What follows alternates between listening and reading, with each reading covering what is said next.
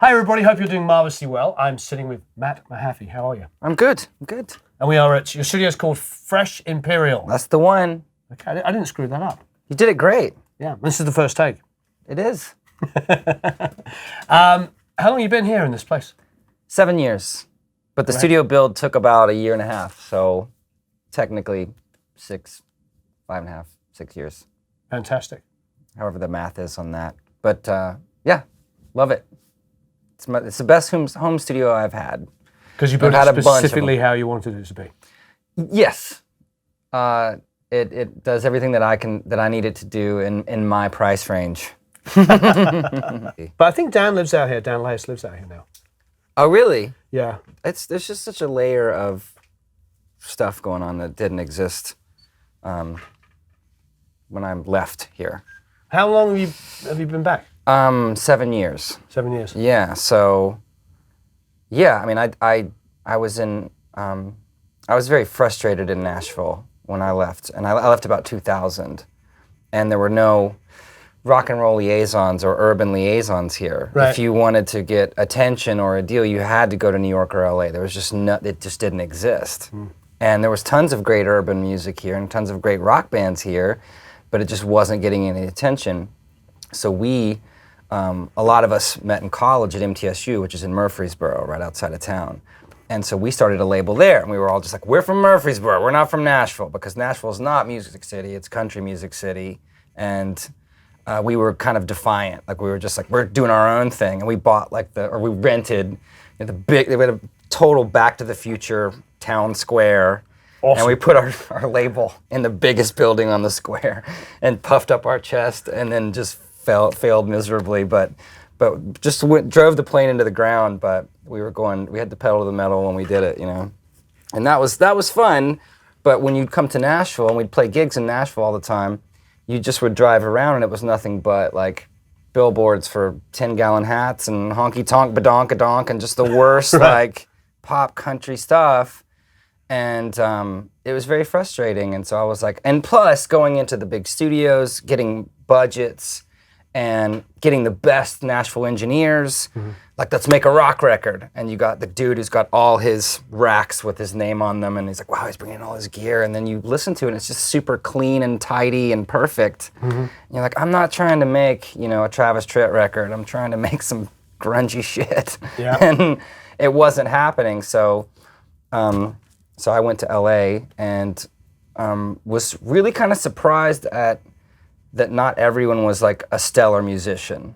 You know what I mean? I was just like, whoa, the musicianship's totally different out here, but it's just DIY and everybody's just cranking it up. And I oddly enough, like, learned how to record out there because my situation was so tight, having a bedroom that was my drum room, and that's the only place to track. So get your drum sounds up, strike them. Time for bass, strike it. Time for guitars, strike it. So I got really good. And my snake went all through my house downstairs because I was on the side of this hill in like Dixie Canyon, you know? And so I got really good. I didn't want to have to run back up the stairs throughout the house to move a mic. So I got really good at placing everything. And I didn't have a patch bay. And I was just doing it all like super by myself. And I got to where I could get downstairs and the drummer would get on the kit and I'd be like, yep, there it is. Sounds like I want it to sound. Mics are in the right place. Everything's cool. And that taught me kind of how to engineer without any kind of background in engineering. And then I actually learned how to write a song out there because I think when I was making self records here, I was so pissed off at the scene, at the country music scene, and how just agitating it was that I was revolting against the song, you know? Right. I was trying to like write crazy chord progressions and do these crazy things. And then when I got out there, I was like, okay, I really want to write a normal song now. I don't know what happened, but it was like just being there and having those confines just really like made me learn how to do a lot of stuff that I didn't know how to do. But when I heard your first record, I thought there was a sense of humor in there as well. Yeah. Which was great. It was like you weren't taking yourself too seriously. Absolutely. I mean, that stems from just loving They Might Be Giants and you know what I mean, that type of stuff, to where you can't take it super seriously. I couldn't. I really wrestled with like the first time you like see yourself on a poster, you know, and it's just you and you just look like a dick. And I was just like, I don't like that at all, man. I don't Sucking your cheeks in? Yeah, duck face. No, I did this terrible photo shoot and I had this dumb goatee and my hair was all like straight and like burnt orange and I didn't know that was going to be a poster, and then I get this poster, and I'm like, "You kidding me? That's what who would buy that shit? It looks terrible. It's horrifying." So I was like, "No, we are a band. I want a bunch of dudes crowded around me, you know, in these photos." Safety in numbers. Absolutely. Well, so we were talking the other night when we met up at Vance Powell's place about that infamous Dragonfly show. Yeah. I had your album, so I went down to see you play at the Dragonfly. Yeah, that was a big deal. That was probably our first LA show, I think. Was it 96? 95, 96, yeah. It was our first LA show, and the Dragonfly is a great spot. And everyone was there. I remember the Dust Brothers were there. Yeah. Our label was there. Jeff Turzo from God Lives Underwater was there. All these people were there. Yeah. And again, revolting against the song, I made fun of Primitive Radio Gods because my sampler had all those samples in it, including the B.B. King, "Someday, Babe," you know. I've been down hard, baby. Ever since the day we met. Yeah. And it's a cool song, actually. We heard it the other night, and I was just like, this is a great song. But it went against what I was doing at the time, which was, you know, being a hip-hop head, just sampling crazy things and making new things out of them with the sampler. I would never use, like, the preset disc that came with it. But he had a #1 song, and it was like, more power to you. I don't possess that skill. Vividly. I've told people that story many times. Yeah, I don't know. Well, MTV was there, and that's when MTV had started doing the Rock and Jock Jams and having sports and reality programming over a Pretenders video or something. So it was like the videos were moving to the sidelines, and it was just Rock and Jock Jams. And that pissed me off too. So I rewrote the Primitive Radio Gods song to talk about how MTV is, you know, modern radio so hip and all, and MTV is just basketball. Do do do do do do do. That's the chorus, you know. Yep, I remember. And they were like, "Well, we're not playing that guy again." And oddly enough, when they did play my video, they got it confused with God Lives Underwater. So if you liked my song, you went and bought Jeff's record, and if you liked my record, you liked my song, you went and bought his record. And we kind of bonded over that, and years later, started producing records together. Oh, that's cool. Yeah, under Wired All Wrong, yeah. And we did a record of Wired All Wrong as well. But Jeff now makes Overstayer gear. So he now makes... which is incredible. Yeah, his Master and Servant, the Saturator, Yeah. His VCA, his preamps. These are all early, these are prototypes. But, you know, he's now going crazy. Like, his gear is amazing. And it's just it's amazing. way beyond my skill level for how to use it. Well, it is interesting though, because I landed in 95 and I made a record in 95. And so that was the beginning of my LA career. Wow. I'd already done music in England. But for me, it's like, we're talking about, off camera, we were talking about we don't have to get specific, but all the huge MiG-90s signings. Yeah. And most of them don't even have careers of any way, shape or form. Yeah. I don't know what they're doing. But the thing about you is your name has been pervasive. I've seen you attached to stuff ever since that time. That's amazing. Regardless of, you know, the album, the band, or whatever. Right, You've done so much other stuff. Well, I am. That's amazing that you would say that, because I don't really have a lot of promotion of what I do, and but I make music every day, like all day, every day, and it's for something, you know. It's like once you have children and you everything changes, and you have to make it work. And luckily, I've just made it work. You know what I mean? And I think that's just by being a good dude and having good relationships with people and being a cool person, you know? Because my whole path was having my band and that being, you know how it is. It's like, that's your baby, and you're just gonna do anything that you can to make that work.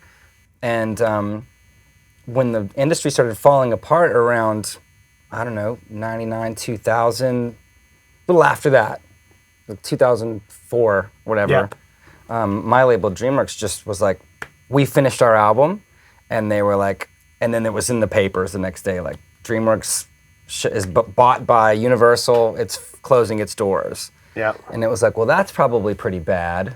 But just by signing with them, they had a film department and they had an animation department with Jeffrey Katzenberg and Steven Spielberg.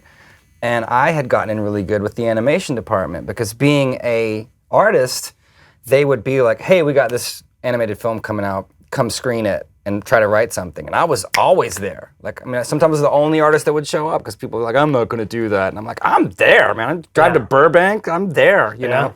So I wrote for every single thing that they had. And when I lost my record deal, they just kept hiring me for stuff, be it like DVD bonus footage, or we need you to score a Yule log that people are gonna put up at Christmas, like a little, you know, whatever. Yeah. And through, like, my first thing I did for them was Shrek, and that led to roller coasters and scoring alternate endings and recreating the Thriller video with the Shrek characters and all these disparate things. It was just the gift that kept on giving. And through that, met people from Nickelodeon and Disney that were like, hey man, would you ever do episodic television? And it was like, I think I might, you know? Yeah. And so I just realized I liked scoring to picture. And I love songwriting. I love like writing songs, but when you've done it for 10, 15 years of just like, what are we gonna do for the bridge? So let's slave over the bridge. We got a great track, but let's write the bridge tomorrow, or whatever it is. It's like, I just got sick of trying to create the perfect 3.5-minute masterpiece because I've done hundreds of them and I haven't nailed one yet. So maybe I should try something different. And scoring, I love because these characters go from like just happiness to sadness in a couple of seconds, and you have to musically figure out that equation. And I love those challenges. And so that's what I'm into right now. And it's nice, good paying, steady work that gets seen in 150 countries. And it's so you're guaranteed like an audience, which I like too, you know. That's beautiful. Yeah. But you've played, you toured with Beck, you've recorded with Beck, you know, I'm sure people know you from that as well. So yeah, I was thinking about that, like when you, and this might be off topic a little bit, but nothing's off topic. When you think about music gear, and we were talking about like having really nice gear and having state of the art, like it's almost like IKEA, you know, like when you go to someone's house and you're like, wow, you guys really like IKEA, you know, you can tell.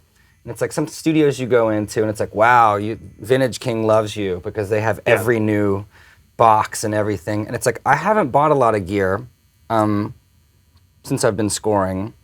And as you can tell, I don't really care about my clocking or my monitoring system. Sure. Well, PreSonus monitor station. Yeah, it's about as low as you can go. It does the job. This is a $200 keyboard. I like it because it's low and it's not like super carpal tunnel-y weighted action, you know? Right. It's just a cheap little $200 thing. And when I look at it, like, I don't think you have to have like the greatest everything to make music. I think you can cook with whatever's in the kitchen. And that brings me back around to Beck. Like when you think about Odelay, that was done 16-bit, 44.1, Pro Tools 0, you know? And there weren't these crazy converters, there weren't crazy clocking systems, and the record sounds awesome, you know? Sure, and a lot of his first album, Man of Gold, was done on an R8, Fostex R8. There you go. So it's the wizard, not the wand. It's not really, you feel better when you have a really nice new piece of gear, but I just am like, I've just been focusing on internal sounds in Pro Tools and software instruments. So any money that I've spent in the last couple of years has been just internally trying to beef up my scores and make them sound like a bunch of players in a room as much as possible on my budget, you know, as opposed to an esoteric analog piece of gear. I can't really use it right now. If I'm tracking a band, Blackbird Rentals has everything.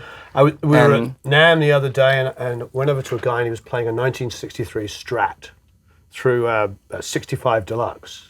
And I was like, wow, is this yours? He goes, no, I rented it from Blackbird for $100 a day. I'm like, really? Only $100 bucks for a 63 Strat? Yeah. It's crazy. Well, I mean, it gets deeper than that. Like if you want to, yeah, give me the 8-channel board that Peter Gabriel did So on. Okay, yeah, all right, that's $250. Great, go make a song on this today or whatever. It's just like bananas, like absolutely the most bananas rental department. So when I say that there's extra layers of things going on in Nashville, that's definitely one of them. Everything. Plus, you were touching on the difference between LA and Nashville with the players. Yeah, I mean, don't get me wrong. No. There's massive amounts of talent in LA. John Bryan's show at Largo was one of the deciding factors on me moving to LA. Went to see his show and I was like, oh my God, if guys are doing this, I gotta be here. Turns out he was the only guy doing it, but so I went to see him every week, you know. But there's, Dan Rothschild, we both know. Yeah, oh God, Dan's dude. a phenomenal musician. Flawless. Yeah. Flawless. Did you tour with him and Beck? I did. He was on a couple of tours, and then Justin Meldal Johnson was on a couple of tours. But with Dan, if you he'd be on the opposite side of the stage, and you'd be at some huge Pukul Pop festival or something, and if you hit one wrong thing, Dan would be like, and he's not kidding. Like, I'm not joking. No. He is not played around, man. He's like... one of the things I love about Dan, he's like you're pointing out, he has an amazing ear. Yeah. When you track with him, he'll be grooving along and you'll sing something and he'll pick up your vocal melody next time around in the chorus. You're like, he's got a great I ear. did some stuff with Dan, with Beck, and then with Mika.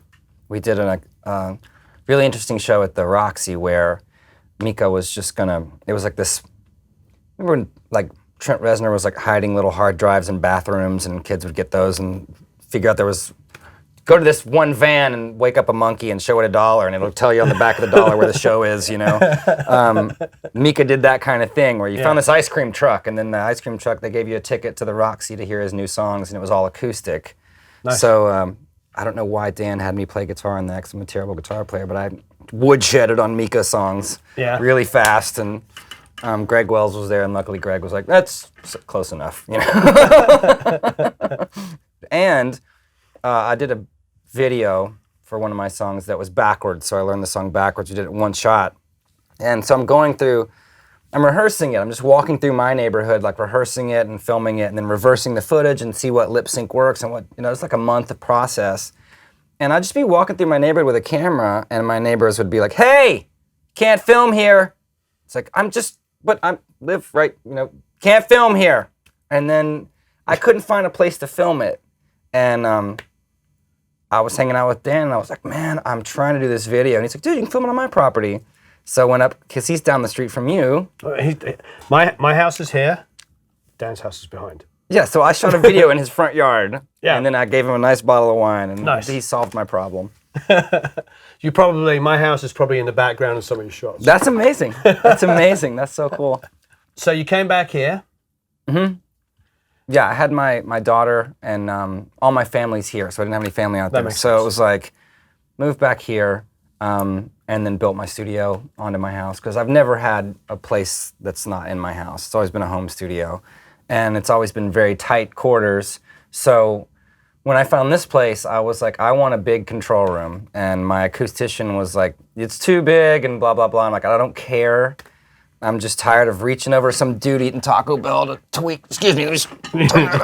I got sick of that. It's like, so the bass trapping's good enough, man. My mixes translate. It's all good. But we have space in here to move around. To have 4 people sitting behind us. Yeah. With lots of space between them. Yeah. Very comfortable. So I didn't care, you know.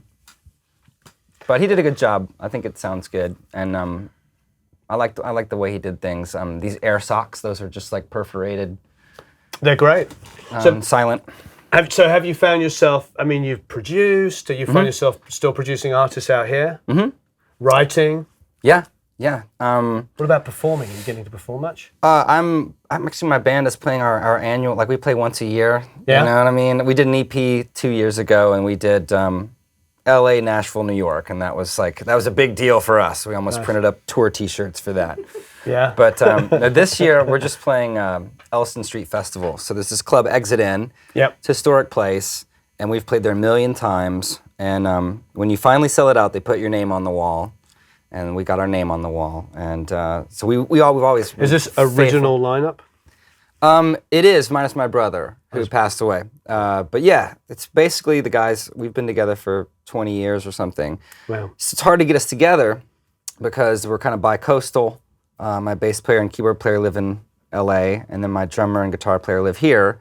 So we can kind of get our rhythm section shit together a little bit, you know, until we get a hold of the guys. But yeah, we have, it's an Ellison Street Festival, and we have an hour-and-a-half set, so we're just gonna go to SIR and Woodshed and just put it together for 12 hours. Like, just play it over and over again. And that sucks to have to cram. I hate cramming for the tests like that. It'd be nice to have like a 3-week tour where you get on autopilot and you can actually enjoy yourself. But when you're doing these one-off things, at least for me, and the songs aren't like, it's not just a Matthew Sweet song. No offense to Matthew Sweet, I love Matthew Sweet, but they're weird, atonal, half-steppy, crazy, nutty things, and it's like to learn 18 of them over again in you know, a short amount, like 2 days with your band, and have like, oh, great to see you, okay, let's blah, and then it's over. It's painful, you know? It's absolutely painful work, but when it's over, I'm always happy that it's over.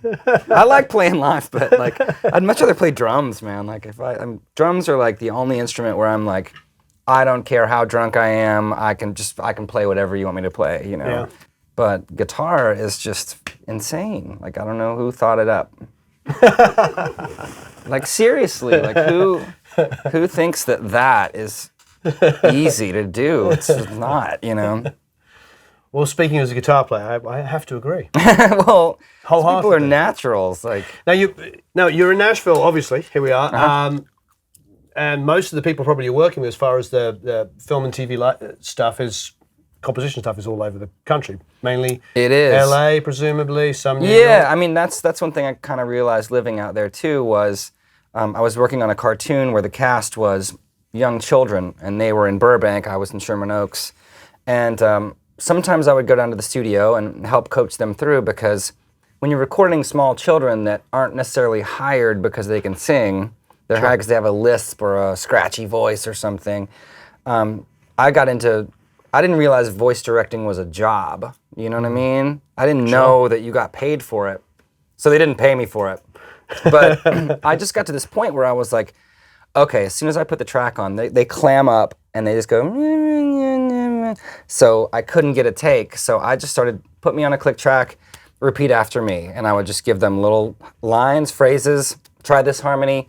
And I got really good at that. And it would get us through the work for the day. And then cut to, next thing I know, I had Eddie Murphy in the booth doing Donkey for a different thing. And I was doing that with him. I'm sitting across from Eddie Murphy with a click track, just going like, da da da da da, and he'd go, da da da da da. And it was like, after it was done, he was like, you made that real easy, man. And I'm like, I did? Great, awesome. So that became my style of how I would do those things.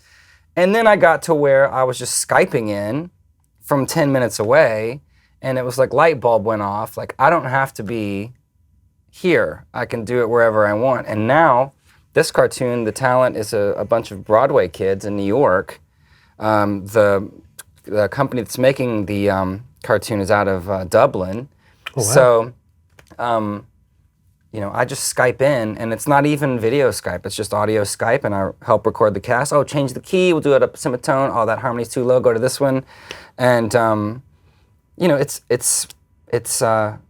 easy to do. It just works. You know, it's just like having an ISDN line, but it's free without having to run an ISDN line. So it's really cool, realizing that you can do it from anywhere you want, and it still come out the same. I just did a musical for a show called Miles from Tomorrowland, and it's a huge amount of songs. So I went out to LA to be there for the session, just so I could physically be present, and body language. You know, you need that when you're recording that many actors, to be there and be like, it's this, or whatever. But then we just did pickups with 2 actors that couldn't make it on Skype, and it went just as well. So that's amazing. It's pretty cool. Yeah. I like being able to live where I want to live, and I do appreciate Nashville now. And all the, you know, just I didn't appreciate growing up in the country.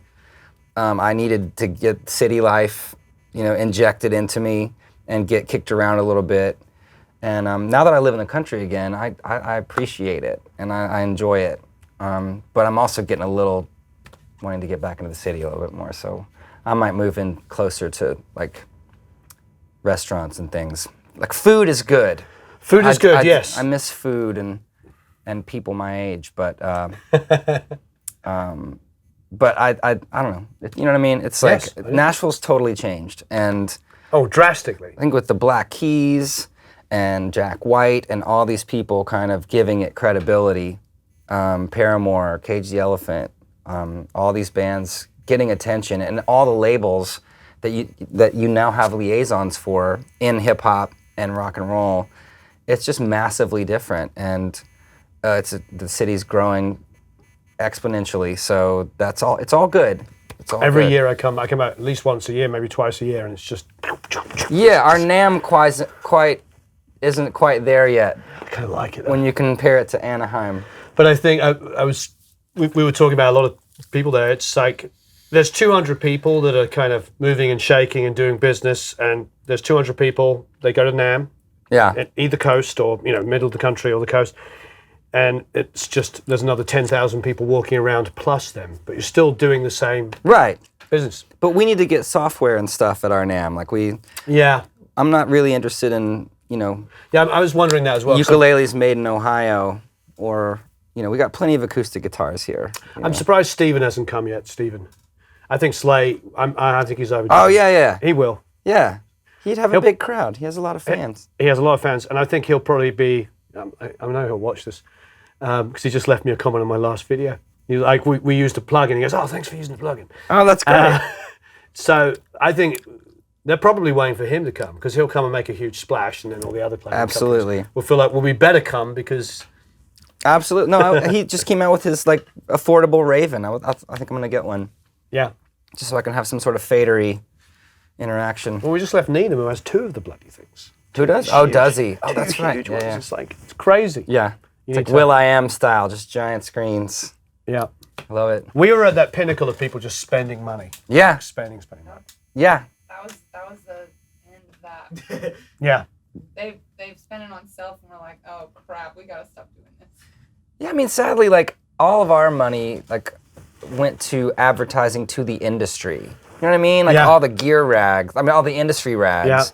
Yeah. So I'm thankful for that because there's people in the business that are still like, I totally know your band, but it was never advertised to the record-buying public. Yeah, but I know your necessarily. band because I like that first record. Well, that's good. That I think is. That's probably still what most people know.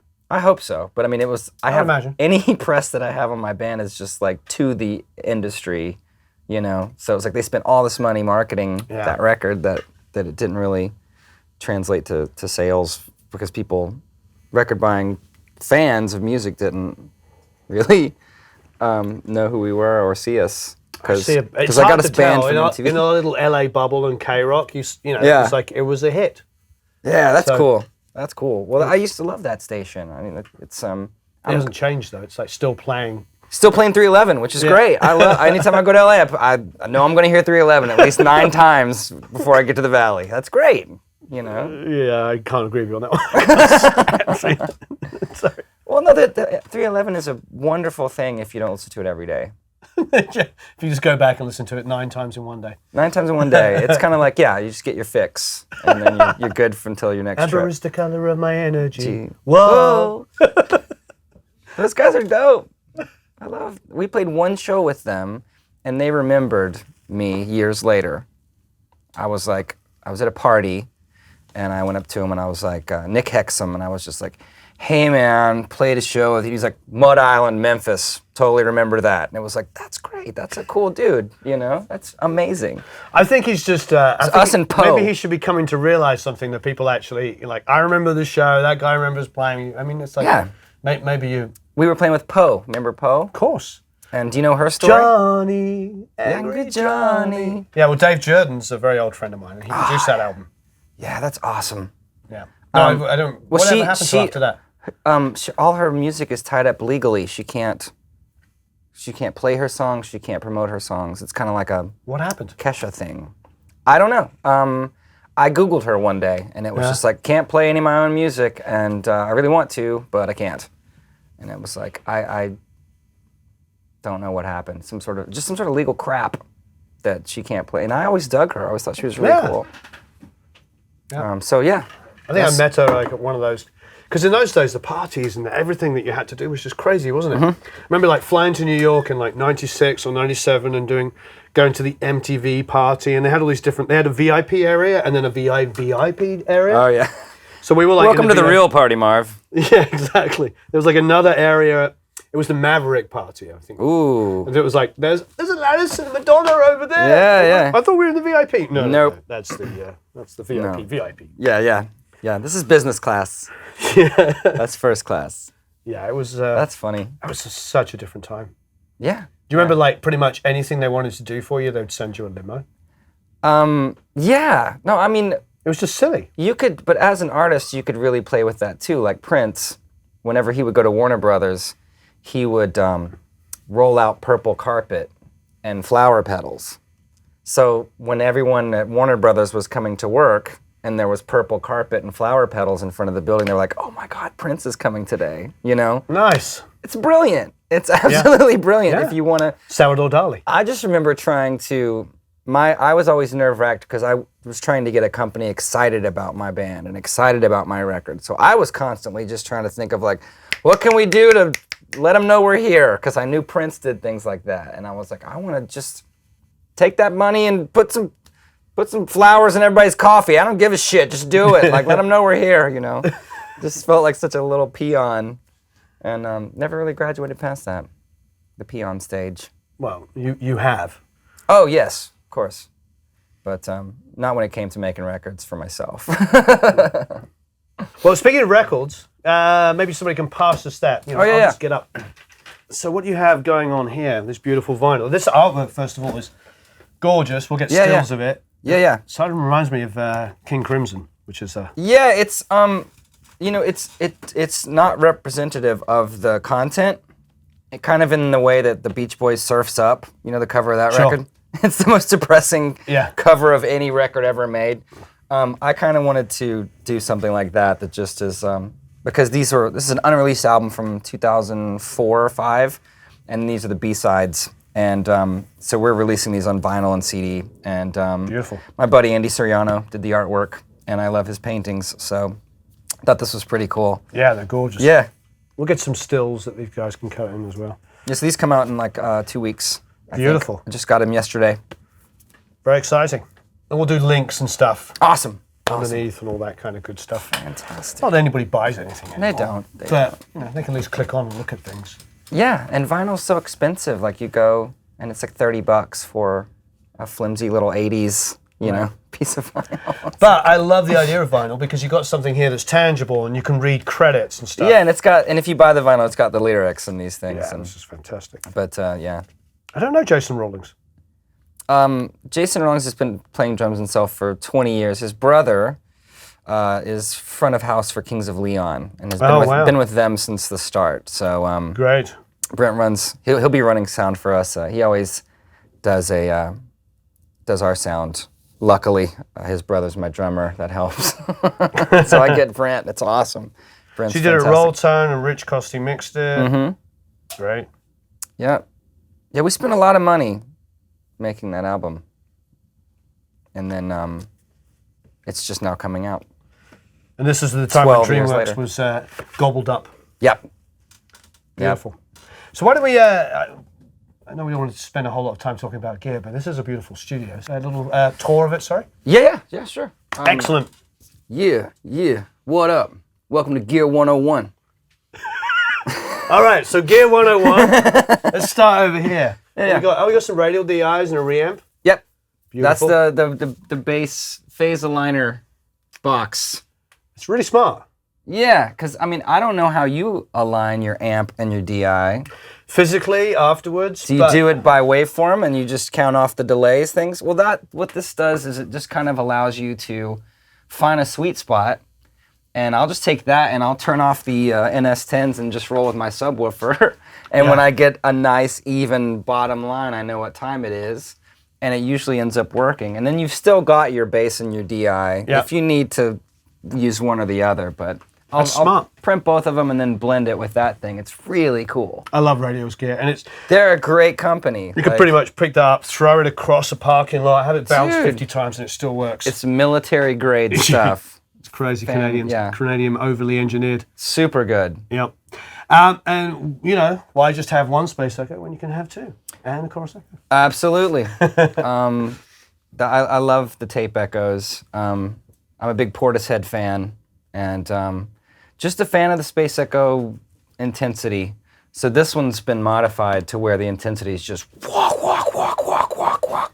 Whereas this one's a little cleaner and more just stock. But yeah, I love the space echoes, man. It's like, give me that and a 57 and you're ready to party. Doesn't matter. The randomness is not really something you could, that's the great thing. There's the one thing we still love about analog, it's random. Yes, of course. And I mean, you know, they make a pedal of it now, but I can hear that it's the pedal. Right. You know what I mean? Like you can tell, like that's, you're kind of doing that, but it's not the same thing. You know, it's not as dirty or something. And some 1073s. I got 1081s. 1081s. Yeah, that's kind of like my crown jewel expense. And then these are EMI prototypes that Jeff Turzo built. Beautiful. We were working at Kevin Agunas' place, and he had the EMI wraparound, and so Jeff kind of photocopied the schematics and just messed around with those. And then more Overstayer stuff, and of course a Distressor, and then old Longevin stuff I like too. Wonderful. Because I bought it back in the day, and it's really good. These are, you know, before Manley bought it. And right. So I've got a bunch of old Longevin stuff. I love the faders on these. Yeah. It's gorgeous. Oh yeah. Yeah, that's an old broadcast mixer. These are more out Never of seen one of those. These are more out of a console. So these are just like have nice EQs on them, and but they're really good. They're really good pre's. Great Wonderful. for drums. And then it's not a whole lot of new gear really. You got the Princelator, the LM1. That's every Prince beat ever made. Princelator. The Princelator, and of course the TR-808. Great. And then that's and then not a whole lot of crazy synthesizers, but enough to get to do what I do. The microKORG is a fun little Nice device. little dusty microKORG. Write my name on that. There we go. That's mine. I love this one. That one's great. That's the Cars. There's footage of Greg Hawkes doing the, and he flips the vibrato on like this. Because he's down here with something else, like, he's doing it with one hand. I love it. I think it's footage from the only time the Cars ever toured in Europe. Wow. They did like some sort of live show Yeah. on TV, and I was like, oh my God, it's the Mini Korg, and he's flipping it with his hand, like one-handed on it. It's the coolest thing I've ever seen. Beautiful, beautiful. And then the obligatory Nord lead. The original one, that's when they first came out. Wow. And I just haven't bought anything since, but I still use it, man. If you put a nice like analog output stage on it, it actually sounds like an analog synth. Like it puts a little of that grit on it, which is I don't even know if it's in here. Jeff Turzo's instrument driver, yeah, this thing. So this, I don't even think he sells these, but it's basically like the output transformers of a Moog. You know what I mean? It's got all the good bits of a Moog. Right. And so you put that on the tail end of that, and it just goes flonk and just explodes the signal. Right. And makes it sound like I can make that thing sound like anything, as opposed to that thin kind of thing that it does. Fantastic. Yeah. Are you using, I see the SSL bus compressor. Are you Yeah. breaking out of the box to mix? I or- am. You are? My output, my only analog output for the scoring Yep. is basically, it starts with the Overstayer Master and Servant, which is kind of like your tape head, Yep. and you can saturate there, and then I'm going into his VCA compressor. But I'm not even actually using the VCA, I'm just using the EQ. I'm just putting a smiley face on it, Yep. and then actually compressing or limiting with the G384. And sometimes I'll turn this off and use this. It just depends on what I'm doing. But that's it. That's the whole, just those three guys. And I mean, I keep the rest of my analog gear around for if I'm doing live stuff, drums. I have enough to do 11 mics on a kit, or a string section, or a horn section, or whatever. And that just, as you know, requires a lot of preamplification. So I got a bunch of different flavors, just with the Neve and then a couple of 312s, the Brent Averils, and then the Scullys. The Scully's what I was really kind of excited Yeah, I was working with Eric Valentine, and Ocean Record, is it what it's called in LA? It's like it's a big warehouse of used gear. I think it was called Ocean. I think so, yeah. Anyway, those guys had 1 million of the 280s, and Eric was buying them up. And because they sound germanium, like that you can plug your guitar into this. And this one has like a pull out. So it sounds like a fuzz factory. It sounds incredible when you crank it up. But just for clean drums, I mean, if you want to sound like the Meters, do 4 mics through those, and it'll blow your face off. So paid $200 a piece for the unit, and then paid like maybe $150 to have somebody put like a power supply on it. I'm glad you mentioned the Meters, by the way. Yeah, no, I mean, I could talk Meters all day. Just modded them, put some power supplies on them, and they're fantastic. I really want to hear those. I've actually never seen the Scully Pre's outside of a machine, so that's kind of exciting. Yeah, they don't really necessarily fit in the rack, but I've just kind of got them sitting on there. I have a couple of Ampex ones. Yeah, well, it's the same philosophy, Yeah, but those are great. They're kind of mythical. These are all a bit like people like the Scully. Yeah. I've done comparisons where you take a break beat and you gain match and run it through, a $4,500 preamp and then a $200 preamp, and the Scullys sound can hang with anything.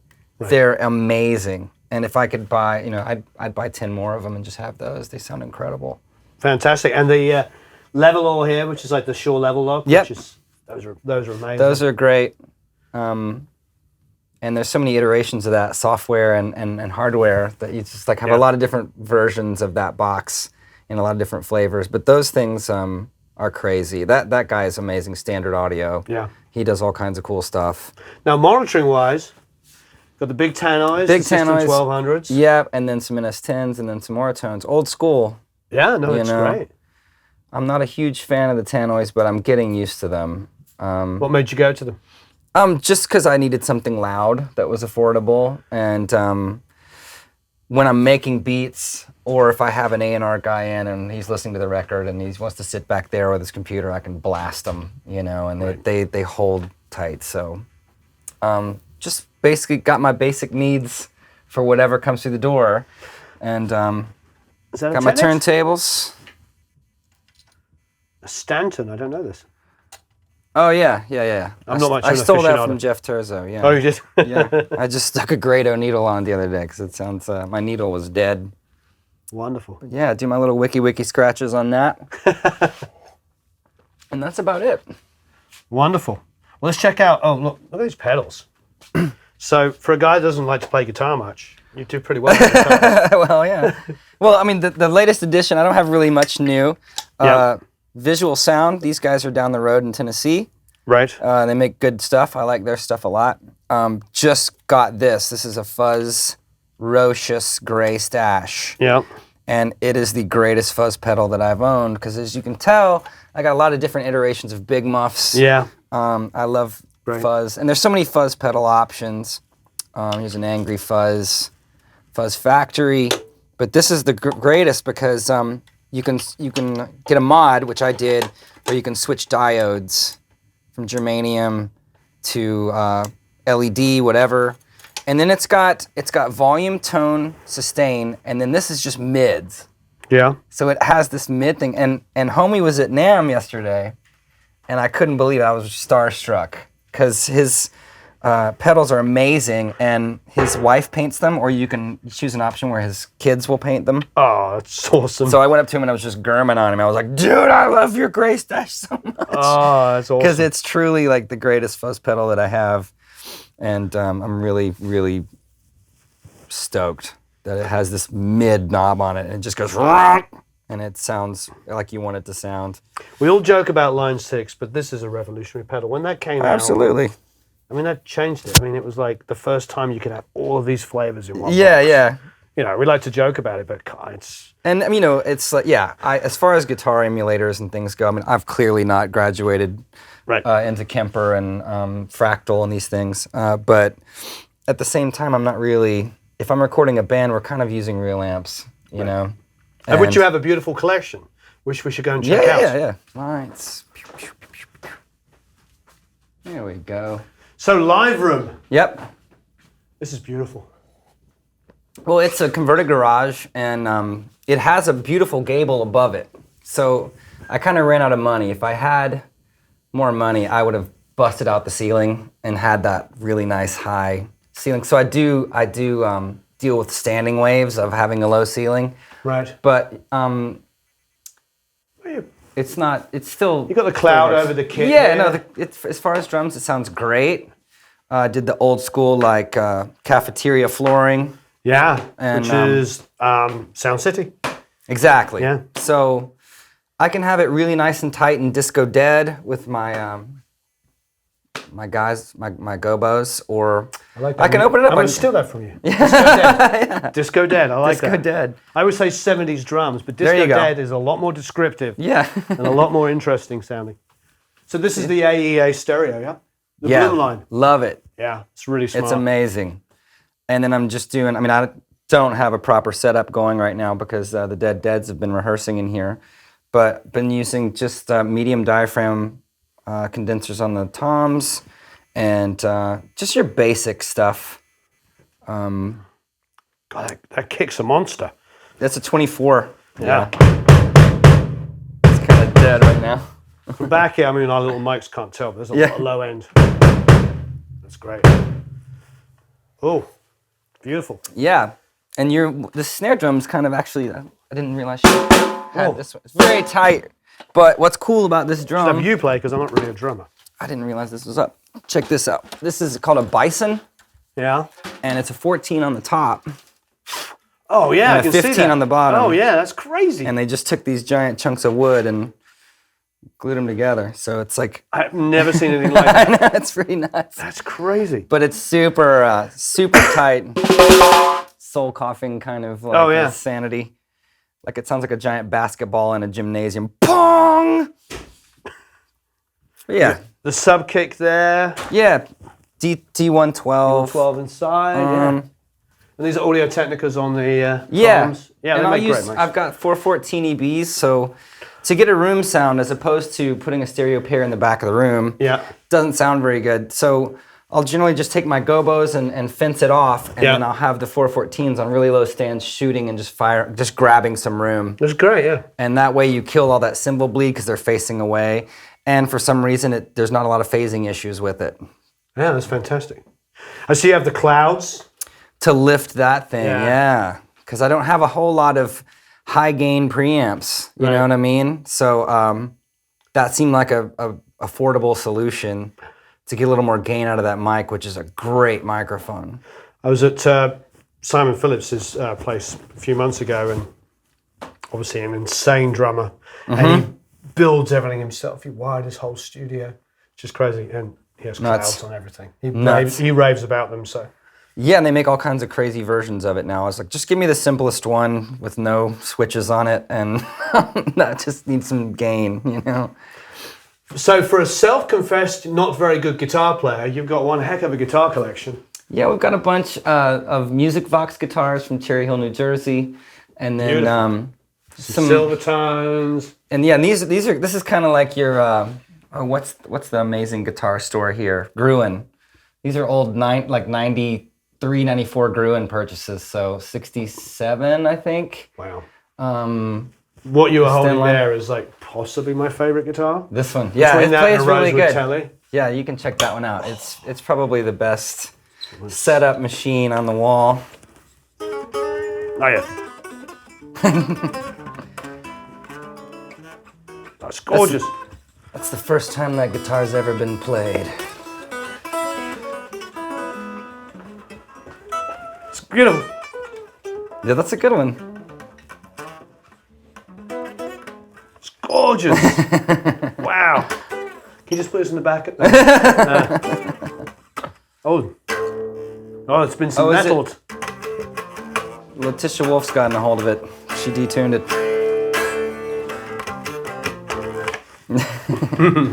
And then you got that is absolutely beautiful. You got the You're gonna DEVO. get some good stills of this beauty. Wow. DEVO L6S. Oh no, I'm a huge fan of those. Yeah. I think there's a lot of people that don't understand because they were very unhip at the time. But like the Marauders, the L series, you know, all of those random 80s, late 70s, early 80s. What's up with the pickup positions? Because this one's like super bassy, and it's not like bass to treble. It's just like this one. They're all completely different, weirdo configurations. I wish I could remember, and people can correct me because I'm sure I'm going to be wrong in everything I say.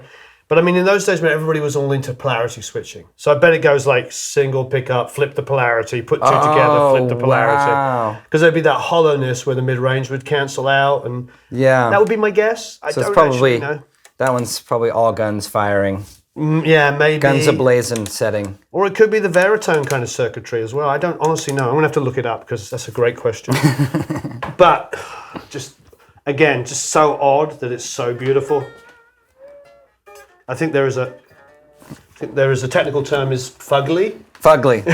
This is easily the loudest piece of wood in the room. It's just the loudest. Oh, it's gorgeous guitar. looking. I don't think this is an SG. I think it's a Les Paul Jr. You would probably know. Yeah, I honestly don't know, but there's lots of people watching that will. Wow, it's beautiful. Is that technically like a TV yellow there? Maybe. Or is it just the way? Maybe. I don't know. I can't tell if it's. I can't tell if it started this color and went to this color, or it's. Right. Well, yeah. There's no way. I mean, I would only assume.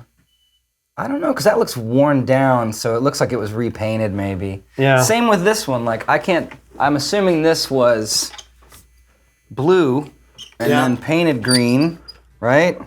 Because. I don't know. That's my belt buckle right there. But like I'm assuming it was blue because it's really. I don't know. You can almost scrape the green off. Yeah, you can literally just So it's I wonder. It's a blue one, but this is a good stick of wood. I like that one. Yeah, I mean either way, it looks absolutely beautiful. I mean, what an incredible collection. Oh, I love this. So this is new in Eastwood. Yeah, Eastwood. Got a couple, and he's got his little club bass. That's gorgeous. And then this was like a pawn shop. Oh wow. That I bought in Texas, and I've never changed the strings on it. I bought it in like. The action's horrible. Wow. But I record this one more than anything. I've never changed the strings on it in 20 odd years. Is it flats on it? They're the round wound, I guess. I mean, that's gorgeous. I love it. And then a fretless P bass for some reason, and a 12-string bass from Musicvox. Oh wow! So you want that full Cheap Trick? Full Cheap Trick, yeah. Yeah. I mixed a Cheap Trick track a few months ago, and he's got it. Dan had it going through like, a Marshall stack or something. I mean, the bass sounds like it's like the whole track. Tom Peterson gets his hair cut here. He does? On my deck, yeah. Wow. Letitia does Tom's hair on my deck whenever he's in town. Really? He comes through and gets his hair cut. Nice. They're good buddies, those two. Oh, wow. Got to see them with Huart and Joan Jett at Send. It was awesome. I worked with Jack Douglas had produced a cover of She Said for them. Oh, really? To go on that Howard Stern Revolver tribute. Oh. So I mixed that. It was a lot of fun. Yeah. That's awesome. You must know. Do you know Howard? Howard Willing? Because Howard does like all the new Cheap Trick stuff. Okay, for Big Machine, like all the new. Okay, so maybe. Yeah, I'm sure you've probably all crossed paths. Yeah, simple lines intertwining.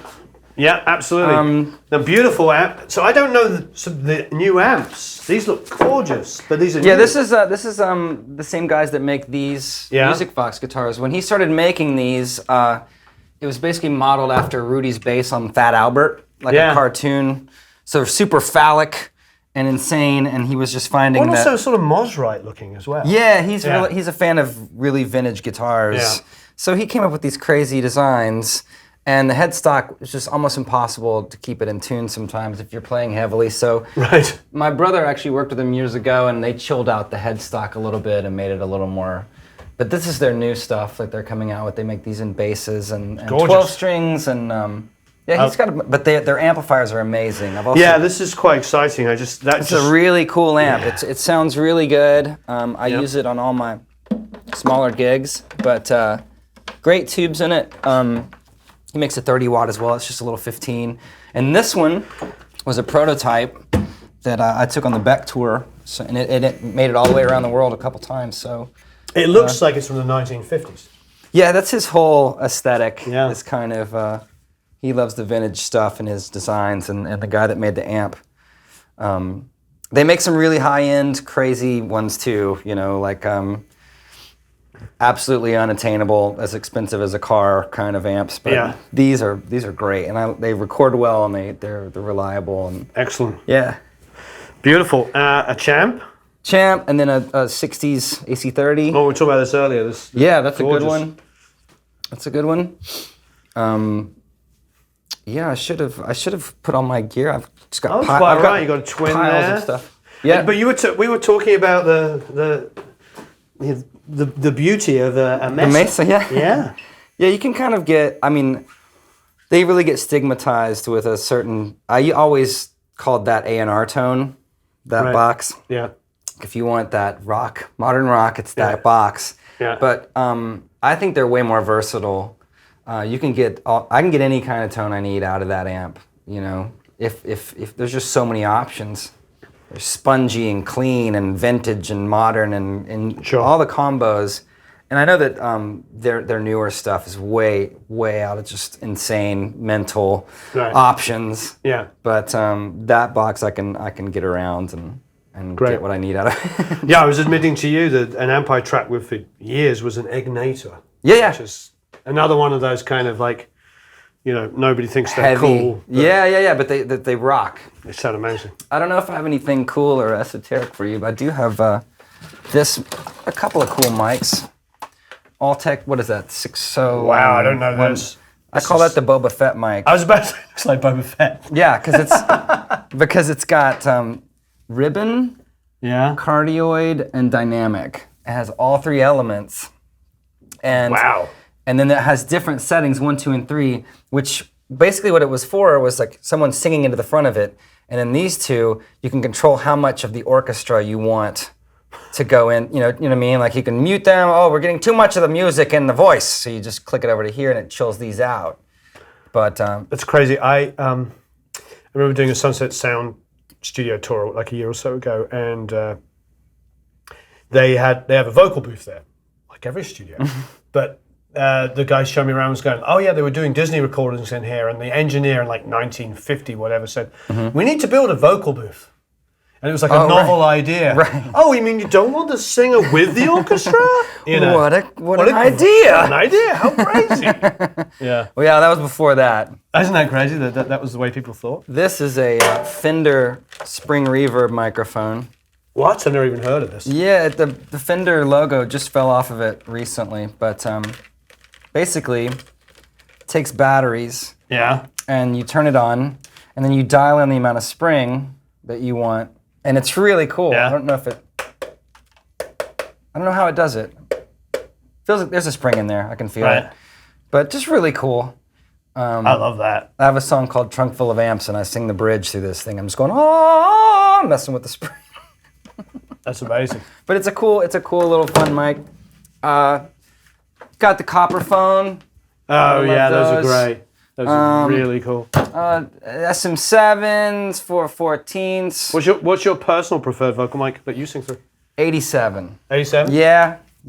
Just because I have a very lispy voice, and it's my S's are really pronounced, and so I just have to dial like 6 dB a 10K off of my, whatever I'm singing to. But an 87 with an 1176 limiting, and then maybe some distressor to compress it if I'm feeling frothy.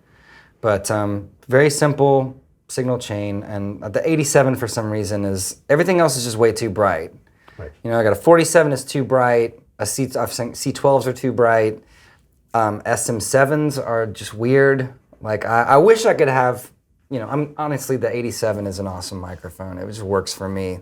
But I've worked with a singer that I put the 47 up, and as I'm putting it up, it's like, not going to work. And I'm like, no, they work on everybody. Yeah.